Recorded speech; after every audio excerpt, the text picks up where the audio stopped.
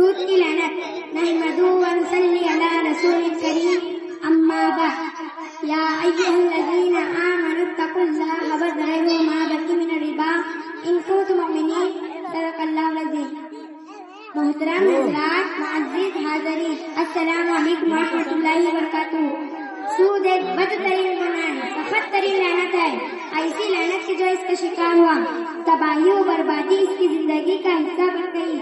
ایسی برائی جو اس کا عادی بنا، اس کے نسلیں تباہ ہو گئی، اور ایسی بیماری کے جیسے لگ گئی، حیوانیت اور شیطانیت اس کے پورے جسم میں سرایت کر گئی۔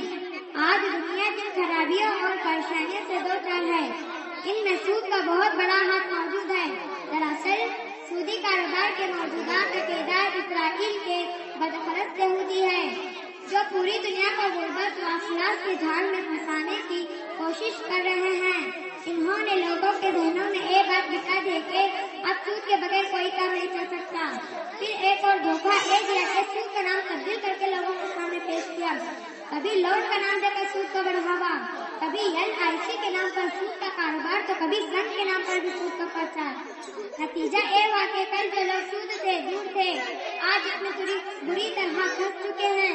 وہ عورتیں جو سود سے نفرت کرتی تھے، سنگ جیسی بیماری میں نفرت ہو گئی، اور وہ لوگ سود کو برا سمجھتے تھے، اب اس کے جائز ہونے کے لیے فتویٰ تلاش کرتے پھرتے ہیں۔ میرے بزرگوں، سود اسلام کی نظر میں انتہائی برائی اور سخت ترین گناہ ہے۔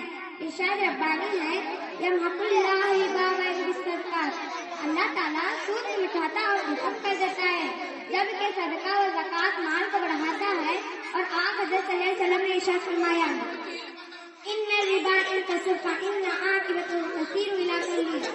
سود سے مال کا کتنا ہی بڑھتا نظر آئے، آخرکار وہ نقصان اور کمی کی طرف لے جاتا ہے۔ ہمارے وہ مسلمان مرد و عورت جو لون اور سنگ کے نام پر سود کھاتے ہیں، ذرا کام کر کے سنیں۔ اللہ تعالیٰ نے اعلان فرمایا، یا ایھا الذین آمنوا اتقوا اللہ وذروا ما بقی من الربا ان کنتم مؤمنین فإن لم تفعلوا فأذنوا بحرب من اللہ ورسولہ۔ یعنی اے ایمان والو، اللہ سے ڈرو اور سودی لین دین چھوڑ دو اگر تم واقعی سچے مومن ہو، اور اگر تم ایسا کرنے سے باز نہیں آتے تو پھر اللہ اور اس کے رسول سے جنگ کرنے کے لیے تیار ہو جاؤ۔ اللہ اکبر۔ سود کتنا بڑا ہے کہ اس کے کرنے والے کو بھی اللہ تعالیٰ جنگ پیدا کرتا ہے، مگر افسوس کے مسلمان دن رات سود کی برائیوں میں گھستے ہی جا رہے ہیں۔ حضرات، آئیے آخر میں کچھ حدیثیں بھی سناتے چلو۔